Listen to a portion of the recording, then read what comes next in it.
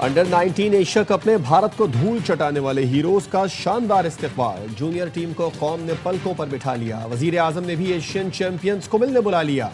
शहबाज शरीफ ने कहा, इतने बड़े मार्जिन से कामयाबी मेहनत और लगन का नतीजा है। टीम ने कौम का सर फख्र से बुलंद कर दिया। आपने उसी मुखालिफ को हराया जिसे हमने बुनियाद मरसूस में हराया था। वजीर आजम का टीम के एजाज में जोहराना। टीम के हर खिलाड़ी के लिए 1 करोड़ रुपए का ऐलान।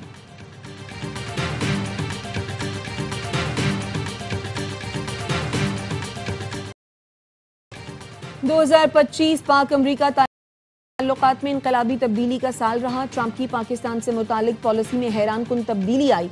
वाशिंगटन का इंडिया फर्स्ट दौर खत्म, पाकिस्तान को फौकियत हासिल हो गई। वाशिंगटन टाइम्स ने आर्टिकल में मई में जंग के बाद पॉलिसी शिफ्ट की कहानी लिख दी। लिखा, अमेरिका के लिए पाकिस्तान की इतनी तेज रफ्तार इमेज बिल्डिंग और राय तब्दील होना नायाब और मुनफरिद वाकया है। पाकिस्तान की मिलिट्री कारकर्दगी ने ट्रंप को हैरान कर दिया।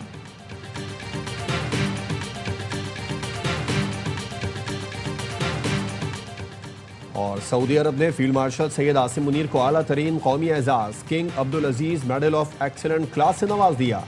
फील्ड मार्शल का सऊदी अरब का दौरा। सऊदी वजीर दिफा शहजादा खालिद बिन सलमान से इलाकाई सिक्योरिटी, दिफाई ताउन और स्ट्रेटेजिक शराकत दारी पर तबादला ख्याल किया। पाकिस्तान से मिली शर्मनाक हार, भारतीय मीडिया की चीखों पुकार। फाइनल हारने पर भारतीय मीडिया ने अपनी ही टीम की दुर्गत बना दी। कहा, बचपन से सिखाया जाता है पाकिस्तान से ना हारो। आईपीएल ने प्लेयर्स के दिमाग खराब कर दिए हैं। भारतीय क्रिकेट बोर्ड ने सियासत ना छोड़ी। बीसीसीआई ने अपने ट्वीट में पाकिस्तान का नाम ही ना लिखा। शिकस्त की पोस्ट में भारतीय बोर्ड ने फातेह टीम पाकिस्तान का जिक्र ही ना किया। मुल्की मईशत ने एक और संग मीर अबूर कर दिया। पाकिस्तान के ज़र मुबादला ज़खायर मार्च 2022 के बाद बुलंद तरीन सतह पर पहुंच गए।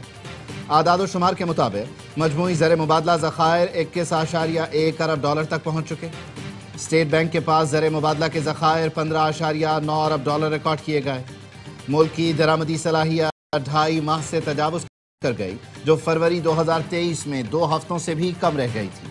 तारीखी बुलंदी पर मौजूद ज़र मुबादला के ज़खायर पायदार तरक्की और मुल्क की क़यादत पर सरमायाकारों के भरपूर एतमाद का मजहर है। नून लीग के रहनुमा दानियाल चौधरी कहते हैं, ज़र मुबादला ज़खायर के साथ एक्सपोर्ट भी बढ़ रही हैं। हर गुजरते दिन के साथ माशी आशारिये बेहतर होंगे।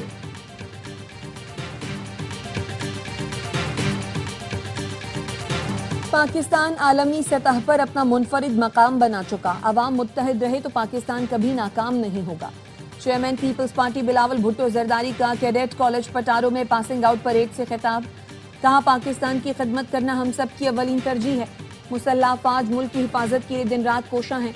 पाकिस्तान अपनी खुद मुख्तारी की हिफाजत करना जानता है। टैलेंट के बेहतरीन इस्तेमाल से ही तरक्की मुमकिन है।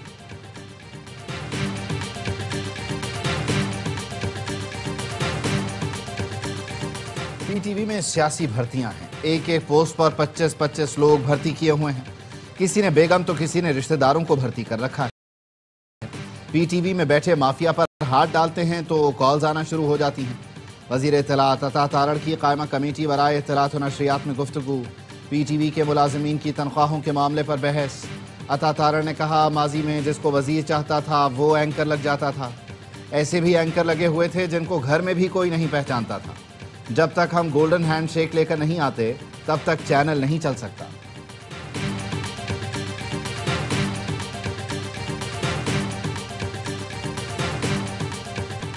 विफाक ने बड़ेपन का मुजाहिरा किया, वरना पाकिस्तान तहरीक इंसाफ मुज़ाकिरात के काबिल नहीं। गवर्नर खैबर पख्तूनख्वा फैसल करीम कुंडी कहते हैं, पीटीआई की अक्सरियत चाहती है बानी अंदर ही रहें। वो सजा मुकम्मल किए बगैर बाहर नहीं आ सकते। किसी को एतराज है तो अदालत से राब्ता करे। जहां दहशत गर्द है वहां इंटेलिजेंस बेस्ड ऑपरेशन होने चाहिए। भारत को जवाब दे सकते हैं तो मुट्ठी भर अनासिर को भी दे सकते हैं।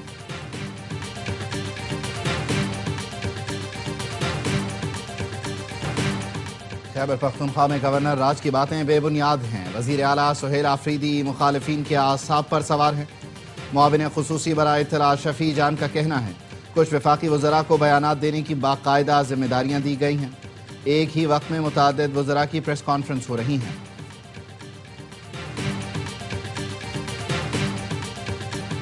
मईशत, तिजारत और सिफारत में हम बहुत पीछे हैं। दिफा के हवाले से पाकिस्तान की पोजीशन बहुत अच्छी है। دفاعی قوت کو مضبوط دیکھنا چاہتے ہیں، آئین کو بالاتر حیثیت حاصل ہونی چاہیے۔ مولانا فضل الرحمان کی گورنر سندھ کامران ٹیسوری سے ملاقات کے بعد گفتگو، کہا دینی مدارس کے خاتمے کی کوشش مغربی ایجنڈا ہے، اسے اپنا ایجنڈا نہ کہا جائے۔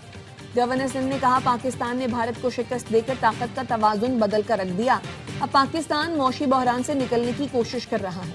پاکستان دہشت گردی کا شکار ہے۔ فضل الرحمان کو گورنر ہاؤس میں خوش آمدید کرتے ہوئے کہا مولانا کے لیے اپنے ہاتھوں سے حلیم بنایا ہے۔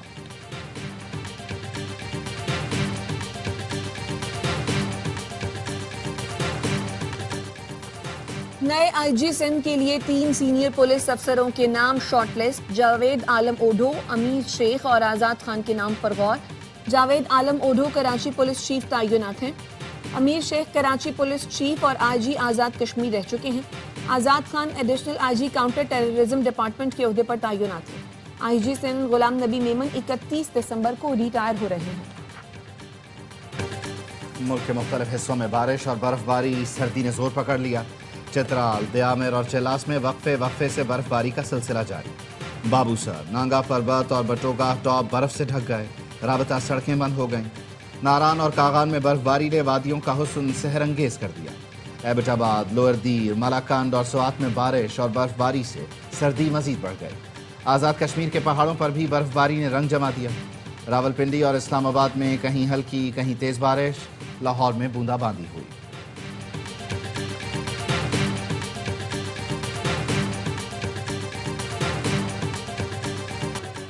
بین الاقوامی اور مقامی مارکیٹوں میں سونے کی قیمت تاریخ کی بلند ترین سطح پر پہنچ گئی۔ پاکستان میں فی تولہ سونا 6,200 روپے اضافے کے ساتھ 4,62,362 روپے کا ہو گیا۔ 10 گرام سونا 5,315 روپے مہنگا۔ فی تولہ چاندی 218 روپے اضافے کے ساتھ بلند ترین سطح 7,205 روپے کی ہو گئی۔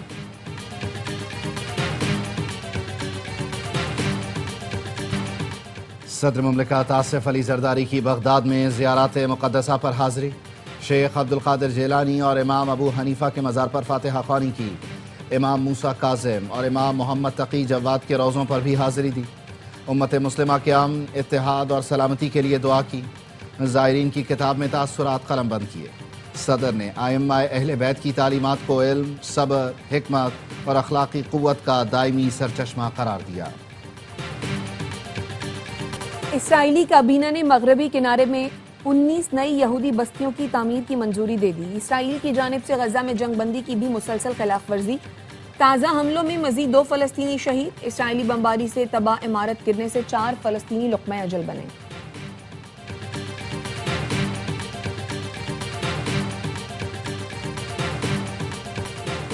سڈنی دہشت گرد حملے کی منصوبہ بندی کئی ماہ پہلے سے کی گئی، تحقیقاتی رپورٹ میں انکشاف۔ آسٹریلوی پولیس نے بتایا باپ بیٹے نے مل کر اسلحے کی تربیت حاصل کی، حملے سے پہلے دیہی علاقوں میں ٹریننگ کی ویڈیو بھی ریکارڈ کی۔ دستاویزات کے مطابق بھارتی نژاد شاہد اکرم اور بیٹے نوید اکرم نے 14 دسمبر کو بونڈائی بیچ پر دہشت گردی کی۔ جوابی کارروائی میں ساجد اکرم مارا گیا، نوید اکرم کو زخمی حالت میں گرفتار کیا گیا۔ نوید اکرم پر 59 الزامات عائد کیے گئے ہیں۔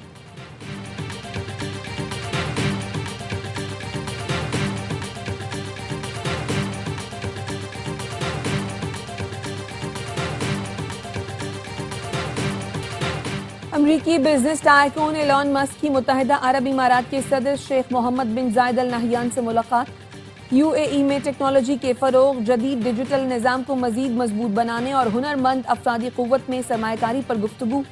اس سے پہلے ولی عہد شیخ حمدان بن محمد بن راشد ال مکتوم کی بھی ایلان مسک سے ملاقات ہوئی تھی۔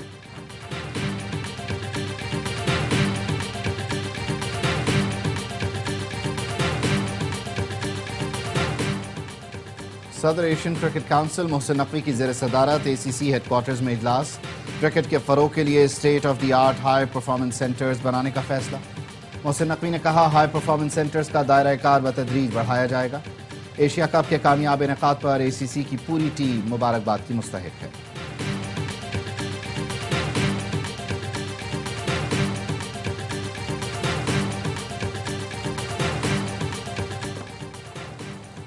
قومی ٹیم کے سابق کپتان شاہد آفریدی کا مردان کا دورہ، ڈی پی او اور پولیس جوانوں سے ملاقات کی۔